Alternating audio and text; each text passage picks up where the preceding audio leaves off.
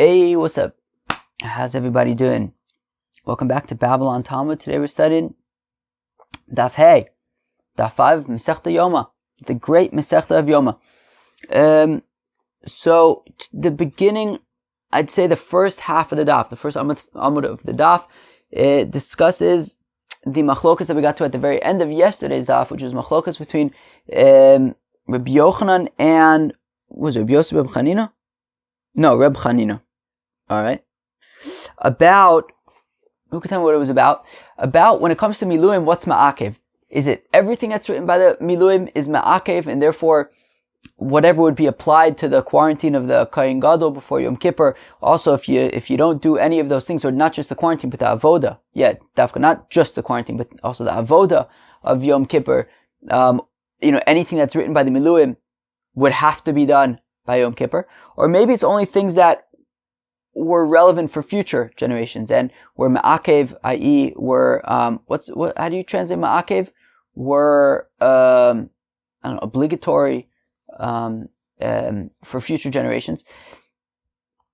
And so we're going to have four opinions on what exactly are these things that may have been written by the Miluim, but may or may not be, specifically I guess would not be ma'akev for future generations. That is the first Amud of today's Daf. The second Amud of today's Daf describes a few different things. At the end, though, we get to a discussion about the articles of clothing, I guess you could say, of the kohen gadol. It's a little bit more technical than that, but that's what we have in store for today's Daf. We're going to begin all the way at the end of Daf Daled Amud Beis, my Beinayu, and we're already at the top of Daf Hey Amud Aleph. So what the Gemara wants to know is, like I had said a minute ago, what exactly are examples of something that was written by the Miluim, but is not Me'akev in the future? And let's just define Me'akev right now so that we could just use it going forward. Me'akev, right, just like I was struggling a second ago to translate it, I don't think that I came up with a better word in the meantime. But Me'akev means that, if you don't do it, that's a problem. Okay, it's something that must be done. So we're saying that only things that must be done in future generations are things that have to be done by the avodah on Yom Kippur. But if it's something that in future generations does not have to be done, so then by Yom Kippur, if you didn't do it, it's okay, right? So that was one opinion. The other opinion being that no, anything that's written by the Miluim must be done by Yom Kippur, and if you don't do it, it is a problem, even if it's something that, in general, in future generations, would not be ma'akev. And the Gemara wants to know, what are these things that in future generations are not ma'akev, that may or may not be a problem by Yom Kippur? Does that make any sense at all? I hope. So, Amr of Yosef, it's interesting. When's the last time we saw Rav Yosef? Rav Yosef is a classic Amor. He comes up all the time in Shas. Yet, I feel like we haven't seen him. Did he come up at all in Masechta Shkalim? It's interesting that, the characters are different. The rabbis are different. Yeah, I think a lot. Did Abaye come up at all in Masechta Shkalim? Interesting. Many of the Amoraim from Bavel that we're used to do not appear in the Babylonian, in the Jerusalem Talmud, interestingly. But what is interesting, Lamais, is that many of the characters that we saw, maybe we shouldn't say characters, many of the Amoraim that we saw in Shkalim, we see in the Bavli as well, which is interesting, right? The Amoraim from Bavel, we didn't really see in the Yerushalmi. Did we see Abaye at all? Did we see Rav Yosef at all? Did we see Rava at all? I don't think so. But, I don't know, Rav Chia bar Abba, right? They called him Rav Chia bar Ba, but he came up all the time.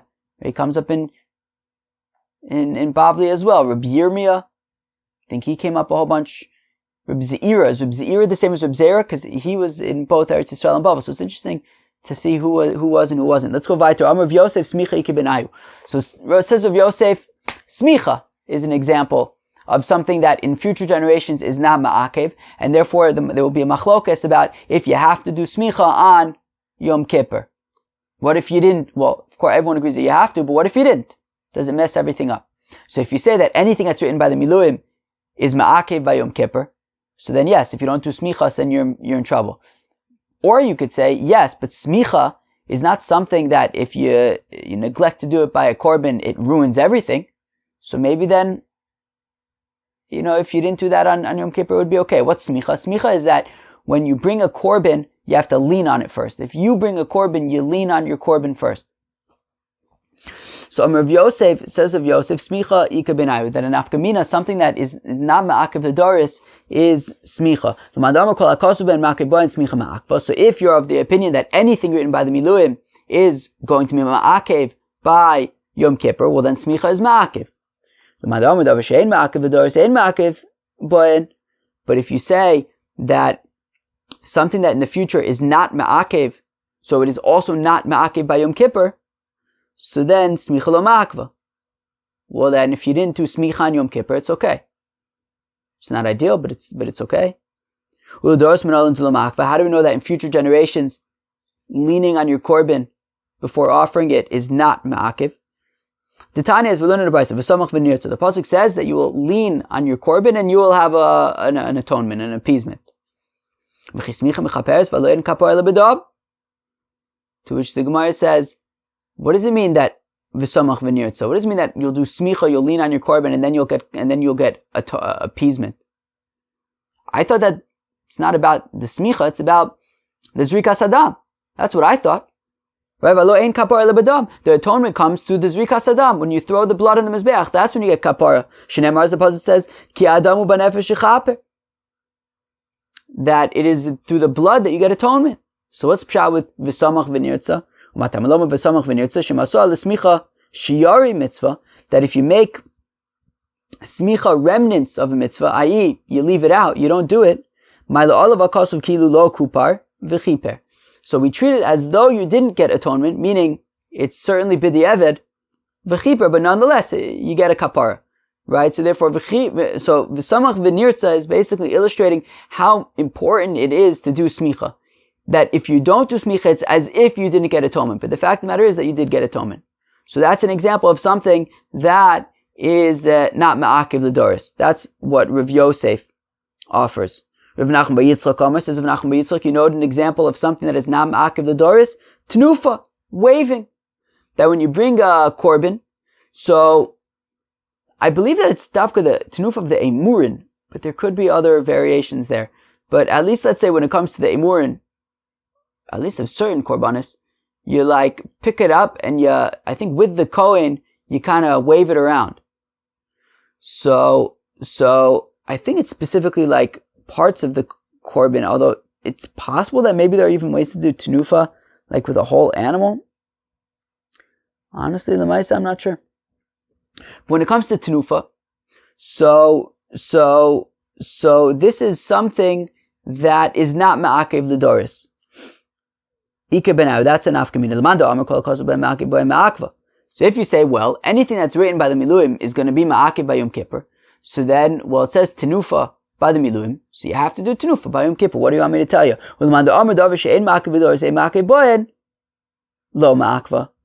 However, if, according to the opinion, that something that in future generations is not ma'akev, well then, right, so if it's not ma'akev in future generations, then it's not ma'akev by Yom Kippur. So then, if you didn't do tenufa by Yom Kippur, life goes on.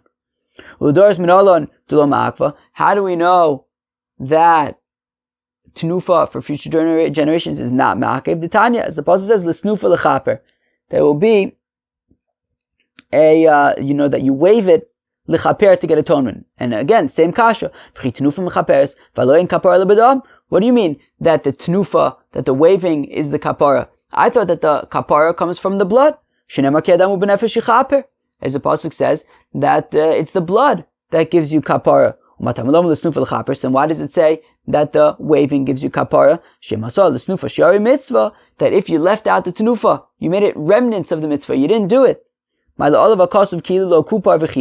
So we treat it as though you didn't get atonement, meaning we frown upon it. However, at the end of the day, v'chiper, you do get your kapara. So we see that tenufa is not ma'akev, even though it is not ideal to skip it. Rav Papa Amar says, Rav Papa Prishas Shiva Ika Benayu says, Rav Papa, the 7-day quarantine is an afkamina, something that is not ma'akev l'doris. So if you say that anything written by the miluim is ma'akev, so then Well, it says by the Miluim that Aharon and his children went to the Mishkan for 7 days, i.e. quarantine. So you also have to quarantine by Yom Kippur for all generations. But if you say that something that for future generations is not me'akev, so then, it would be okay if you skipped it by Yom Kippur. Well, then it's not ma'akev by Yom Kippur. Fine, so lo ma'akva. Fine. How do we know that for future generations quarantine is not ma'akev? From the fact that our Mishnah says that we set aside a backup, but we don't require him to quarantine. Well, then clearly what that means is that if a psul happens with the kohen gadol, who's our preferred choice, we then default to the backup, even though the backup didn't quarantine. So we see that quarantine is not a hard, fast requirement. Okay, which is interesting that we're deferring to quarantine, meaning to referring to the fact that the Mishnah says maskinin versus mafrishin to teach that Ladoris it's not ma'akev, because the question is, how do we know that Ladoris the quarantine is not ma'akev? Kilu, when it comes to tenufa, when it comes to smicha, how do we know that Ladoris is not ma'akev? From the Gezeres HaKosov, it says in the pasuk, v'samach v'nirtza l'snufa l'chaper. But how do we know that quarantine is not ma'akev? From the fact that it's taught in the Mishnah? I don't know. Maybe because it's like Torah Shabbat Peh. I don't know. How does the Mishnah know that? Essentially is the question. Ravina Amar, says Ravina, Ribuy Shiva Mashicha Shavike Benayu. Says Ravina, you know what something that is not ma'akev the Doris is? The Ribuy Begadim and the Mashicha. Who could tell me what Ribuy Begadim and Mashicha is? What it means is that the kohen gadol, let's say this. When it comes to the Miluim, so there were two ways that Aharon kind of like entered into being the kohen gadol. One was that for the 7 days during the Shiva Simei Miluim, Aharon was wearing the 8 vestments, the 8 clothings of the kohen gadol, right? A regular kohen hediot, a regular kohen has 4 articles of clothing: the michnasayim, the michnasayim, the ksones, the mitznefes, and the abneit, right? Michnasayim were these like, I don't know, I guess like underwear, but like, just like the under kind of garment, like pants kind of thing. And then there was the tones, which was like a tunic and a hat and a belt. And then the kohen gadol had an additional 4 vestments. There was the tzitz, there was the me'il, which was this like thing this like blue kind of thing that would go over the tunic. The choshen, with like all the 12 stones. And although I guess technically it was 14, right? Because then there was an additional 2 on the shoulders. And then the ephod, the apron. So during the Miluim, so Aharon, he wore these 8 garments for 7 days, and additionally, he was anointed with the Shemen HaMishcha, that we learned about Masechta Shkalim. So he was anointed with this anointing oil every single day. So what happens if you have a Kohen Gadol in the future who didn't have these things, right? We saw that the Shemen HaMishcha was taka hidden away. So what if you have a Kohen Gadol who didn't have Shemen HaMishcha for 7 days? And he does the Avodah on Yom Kippur. Does it work? So we say that this is one of the nafkaminas, right? Ribuy Shiva, Mashicha Shiva, wearing the 8 vestments of the Kohen Gadol, and also being anointed with this Shemen HaMishcha for 7 days. Each one of those for 7 days. Ika benayu, that is a nafkamina.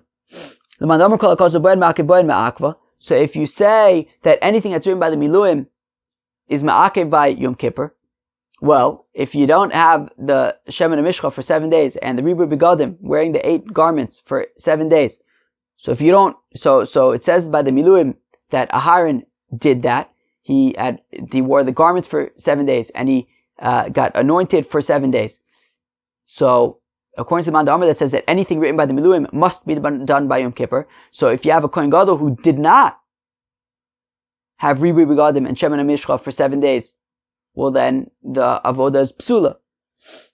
However, the Manda Amar davar she'ein ma'akev l'doros ma'akev boyen. lo ma'akva l'doris. Lo ma'akva.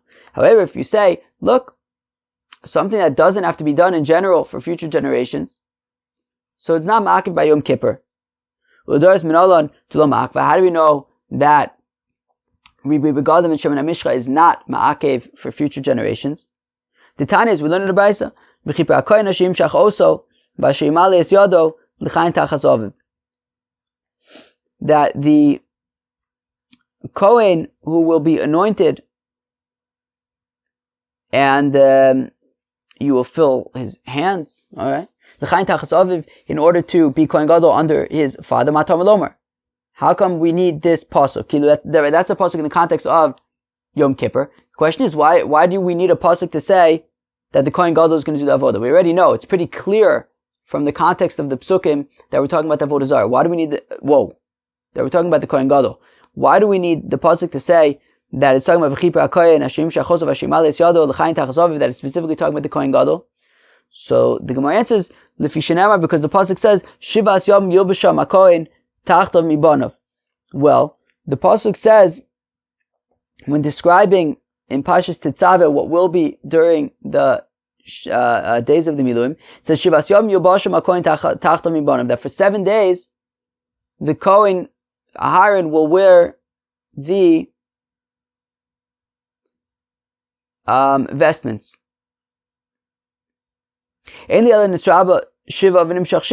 So all I know is that a Kohen Gadol is a kosher Kohen Gadol if he wears the garments for the 7-day period and also has Shemin HaMishcha. The Gemara is going to ask in a second, how do you know Shemin HaMishcha? It only mentions the 8 garments in that pasuk for Peseder. Nisraba Shiva v'nimshach Yom Echad, Nisraba Yom Echad v'nimshach Shiva minayin. How do I know that even if you have a Kohen Gadol who wore the 8 garments for a week, but did not necessarily have Shemin HaMishcha for a week? Or what if he had Shemin HaMishcha for a week, but he didn't necessarily have the 7 begadim for a week? Minayin, how do we know that even that is acceptable? Talmud Lomar, therefore the pasuk says, Asher yimshach oso v'asher yimale es yado mikol makom. Therefore we have that initial pasuk of v'chipur hakohen asher yimshach oso v'asher yimale es yado, and it doesn't say anything about 7 days per se, to say that even if you don't have 7 days of both, still you could be a kosher Kohen Gadol. So we see that Ribui Begadim and Meshicha for 7 days is not something that's Ma'akev the Doris, so that would be something that would be a nafkamina also between these two opinions of everything that's written is Ma'akev versus only things that are Ma'akev the Doris are Ma'akev. Ashkechon Ribui Shiva L'chatchila, Meshicha Shiva L'chatchila Minalan. So we see in the pasuk of Shivas Yom Yubashim HaKohen Tachtom Mibanav that Ribui Begadim, that a new Kohen Gadol should wear the 8 garments for 7 days. We see that in the pasuk. But Meshicha Shiva L'chatchila Minalan, how do we know that you should be anointed for 7 days as well? So by saying uta, well, one way to explain it is from the fact that we needed a pasuk to specifically exclude, right? To specifically say that even if it's just 1 day, it's enough. So that implies that really the chatchila should be 7 days. So that's one way to understand it. Or if you want, I'll say, the pasuk says, that the clothing, the garments, the holy garments that are to Aharon should be to his children afterwards, to anoint them, and to fulfill their hands. So ishkas meshicha l'riboy. So we use the word of meshicha in the context of all these garments. Ma riboy shiva, meshicha shiva, just like riboy begadim, it's clear from the psukim that we're talking about 7 days. So also the meshicha, using this anointing oil, ideally should be for 7 days. Fact the Gemara, my time of the Manda Amr called Me'akev. So the Manda Amr who says that anything that's written by the Miluim is Me'akev, must be done, and if you skip it, it's a problem. So according to that opinion, why? So Amr Yitzchak Bar Bisna says of Yitzchak Bar Bisna, so he taka came up a whole bunch of times in Masechta Shkalim, which was interesting. Amr Kov Asisa L'Aharon Levan of Kocha.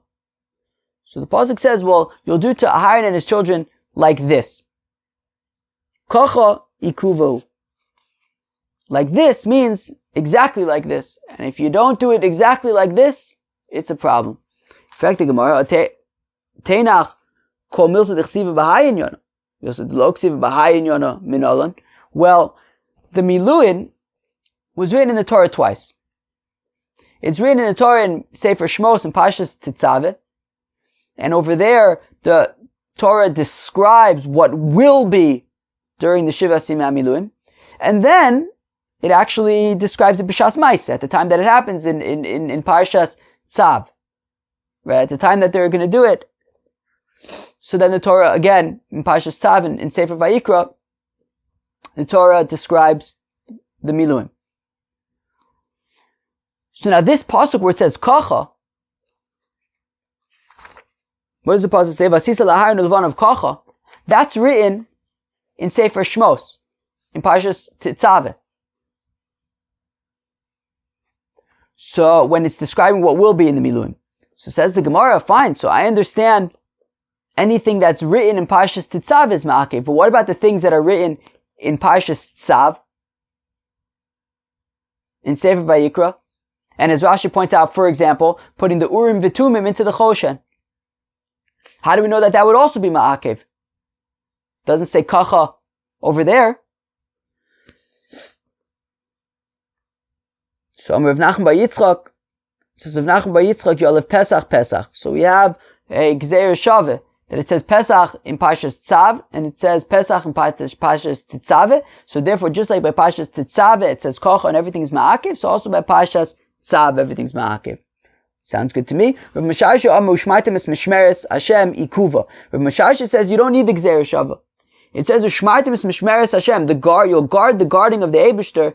That's written in Parshas Tzav, in Sefer Vayikra B'Shas Maaseh, at the time that they're going to do the Miluim. So that, from the word Ushmartem, to guard, that means, yeah, you have to guard every single detail, and everything is ma'akev.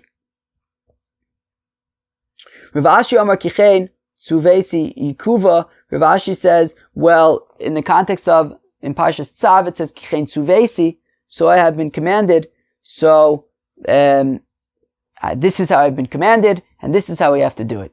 Alright, very good. And everything is ma'akev. Weiter, Tanu Rabbanon Kichein Suvesi, Kasher Tzivesi, Kasher Tziva Hashem. What's going on? We have three psukim. One says, as I was commanded, in Pual. One says, Tzivesi. What's Tzivesi? I think that would be PL, right? And then the other one says, Kasher Tziva Hashem is the Eibishter commanded. So what are these three psukim? As Rashi points out, does it say every single time Moshe says a commandment, does it say, and this is how I've been commanded? How come we're specifically saying this? Remember that from Masechta Pesachim? That when it came to the Miluim, so there were all these korbanos. And the thing is that Nadav and Avihu had just died, and they were owning him. Now, a kohen gadol who's an onin is allowed to do the avodah in the Beis Hamikdash, but he's not allowed to eat the korbanos. Now, so it says Kichein Tzuvesi ba'aninus yochalua.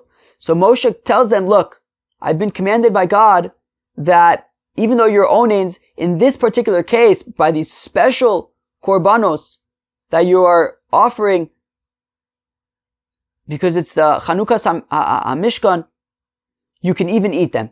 It's a one-off exception. Because it's Katshe Shah. So it's a one-off exception, but Aninus Yochalu, you can even eat it as onanim. Kasher Tzivesi B'Shas Maaseh, Omer Loeb. Kasher Tziva Hashem V'lo Me'ela Ani Omer. And as God commanded it, I'm not making this up. So the next two ones of Kasher Tzivesi and Kasher Tziva Hashem, so that was talking about, then if you remember from Masechta Pesachim, there was a korban chatas that they offered that day that they burnt. Now in general, korban chatas, the Kohanim eat it. However, this korban chatas, which was the korban of Rosh Chodesh, because it was the first of Nisan, they completely burnt it. And Moshe Rabbeinu says, hey, why are you burning it? Kichein Tzivesi, I commanded you that you should eat. Even though you're owning him, you should be eating these korbanos. And then he says, Kasher Tziva Hashem, that I didn't make this up, God told me this. But as we know from Masechta Pesachim, and as Rashi points out, Moshe actually made a mistake. And while the other korbanos that Moshe Rabbeinu said that you can eat it, and that I've been commanded to eat it, that you should eat it even as an onen. The menachos that they were bringing that day, even the korban of Nachshon ben Aminadov, who was the first of the Nesiim to offer, those things they can eat as onens, because those were exceptions. Those were kodshe shah, those were special korbanos that they were bringing as part of the Chanukas Mishkan. Those they were able to eat as onens. However, this korban chatas that they were bringing was a regular korban Rosh Chodesh. And regular korbanos an onen does not eat. And because they were onens, they could not eat it, so they burnt it. And Moshe Rabbeinu says, why did you burn it? I was commanded from God, I didn't make it up, you should be eating it, to which Aharon explained that, yes, but this is just a regular korban, and even though a kohen gadol who's an onen can offer a korban, a kohen gadol who's an onen cannot eat the korban, and that is why we burnt it. Okay. Amar Reb Yossi, Reb Chanina, says Reb Yossi bar Chanina, Mechnasayim ein ksuvim beparsha. Okay. So when it says by the miluim, it doesn't say anything about them putting on the mechnasayim, these pants that were part of the vestments of the kohanim. Kishu Omu, when the pasuk says v'zeh adavar asher ta'is Elohim l'kadesh osam l'chayin lo'aveh mechnasayim v'asir se'efa. So when the pasuk says v'zeh adavar asher ta'is Elohim, so there's that extra vav, right? So this is a pasuk in Parshas Tetzaveh, when it talks about all of the begadim of the kohen gadol. So when it talks about, and the kohanim in general, so when it talks about all the big day kahuna, so there, of course, it mentions the michnasayim. And then when it describes the avodah of the miluim, also in Parshas Tetzaveh, so it says v'zeh adavar asher ta'is Elohim l'kadesh osam l'chayin. And this and, right, the vav is mosif, it's adding, and this is what you should do to them in order to make them holy to serve in the Mishkan. So the vav, the extra vav, is lavia michnasayim, to include the michnasayim which are written in the earlier parsha, in an earlier discussion in Parshas Tetzaveh. V'asir sa'efa, as well as the tent of the ephah that we learned about also in Masechta Shkalim, that any kohen gadol and any regular kohen, when they were first starting to do the avodah, they would bring an asir sa'efa, a flower offering, half in the morning and half in the afternoon. So b'shlomim mechnasayim ksiva b'inyan de begadim. So I understand how v'zeh adavar includes that the mechnasai, that during the miluim they would wear the mechnasayim, because it's written there in Parshas Tetzaveh. El asir sa'efa minolon. How do we know that also they would bring this flower offering? That's not written there.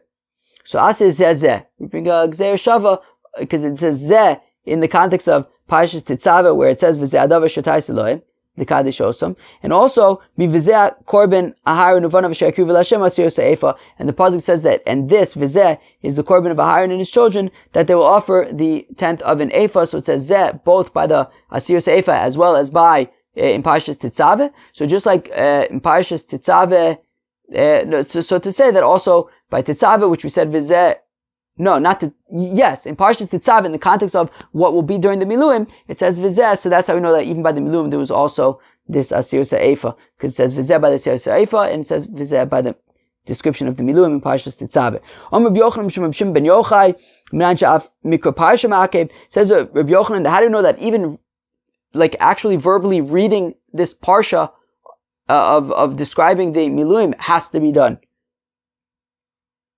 That the kohen has to do that, which is interesting. That this is the davar that God commanded, that even speaking it is ma'akev. Alright? Fine. Ketzad el Bishon. Now the Gemara wants to know, how did Moshe adorn Aharon and his children with the priestly vestments? The Gemara says, who cares? Whatever happened, happened. Like, why is this important? So the Ketzad Malbishan Asulavu. Well, no, we want to know, in the future, how will the Kohanim wear their garments? So the Gemara says, again, who cares? In the future, guess what? We'll have Aharon, there'll be Tchias HaMesim, Aharon will be dar'in, his children will be dar'in, Moshe Rabbeinu will be dar'in, and they'll know what to do. No, so the Gemara says, what we want to know is that the psukim are unclear. And what we want to know is, how do we resolve the psukim, to know what was the order in which the garments were adorned. What does this mean? Pligi babnei Reb Chia Reb Yochanan. That there's taka machlokas between the children of Reb Chia and the children of Reb Yochanan. We're going to see what the psukim are in a second.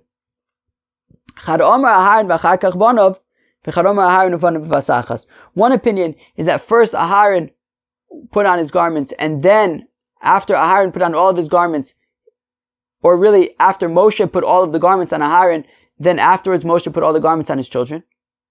And the other way to understand it is that no, it all happened all at once. We'll have to explain what that means exactly.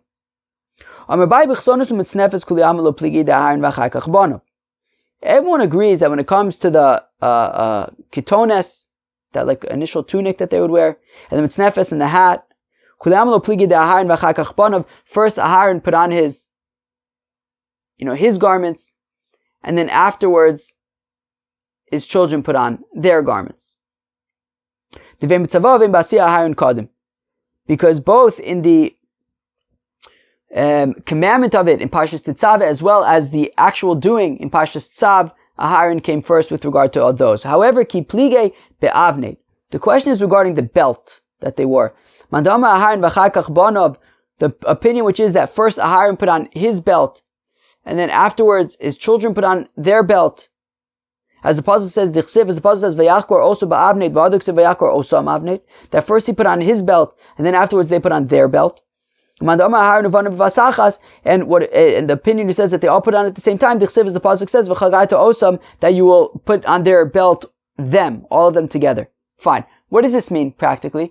So if you say that first Aharon and then his children, so it means that Aharon first put on all of his garments, and he put on his belt, at some point as part of putting on all of his garments, but he basically put on all 8 of his garments. Then after he put on all 8 of his garments, then his children, or really, I guess after Moshe put all 8 of the garments on Aharon, then Moshe put on all 4 of the garments on each of his children.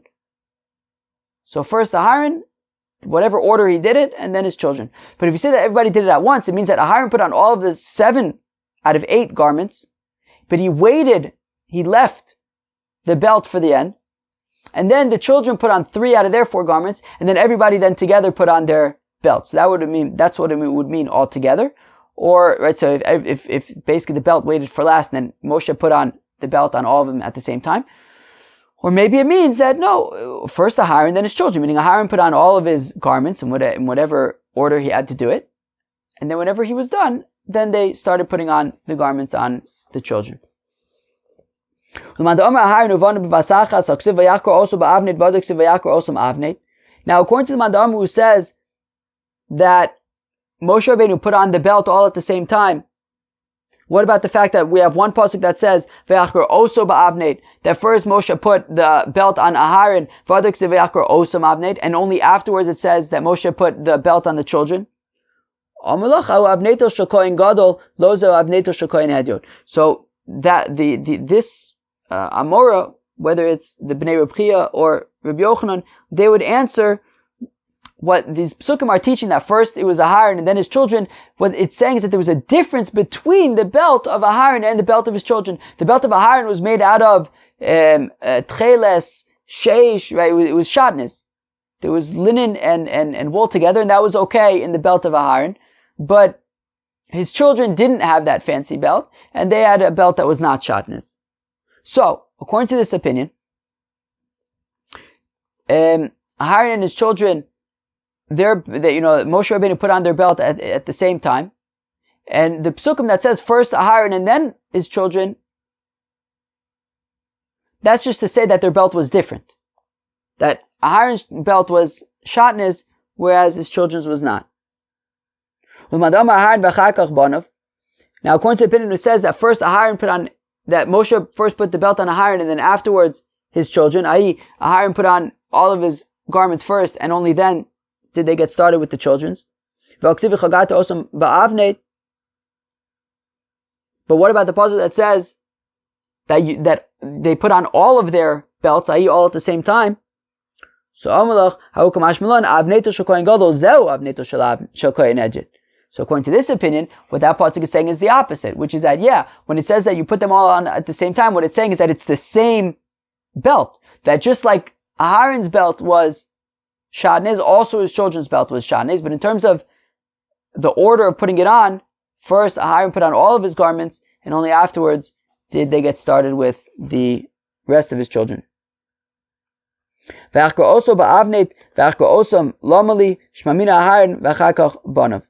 But then continues, how come it says first he put on his, and then, they put on his and then theirs, to say that it's one and then the other. But how exactly, technically, physically speaking, can you put on a belt on 5 people all at the same time? So, no, what it means is that it was one after the other, but all at the same time. Meaning, as opposed to, if you say it was one after the other, it means that Aharon first put on all of his garments, including the belt, and only then did they get started with the michnasayim of the children. Whereas if you say that everybody did it all together, it means that everyone saved the belt for last, and then at the same sort of time, everyone put on their belts, but not necessarily at the same exact time, but one after the other, but without any other kind of interruptions in between. Chevra, that was Daf Hey of Masechta Yoma. I hope you enjoyed it very much. What were the discussions on today's Daf? Let me find it. Oh my gosh, we're really working through this notebook as well. Okay, so the first Amud of the Daf really discussed these different nafkaminas of things that are not ma'akiv l'daros, and and if they would be ma'akiv for Yom Kippur. So what are examples of things that are not ma'akiv l'daros? So Rav Yosef said smicha, leaning on a korban, is not ma'akiv l'daros. So Nachum Bar Yitzchak says tenufa, waving your korban, is not ma'akiv l'daros. So Papa says quarantining of the kohen gadol is not, quarantining is not something that is ma'akev l'daros.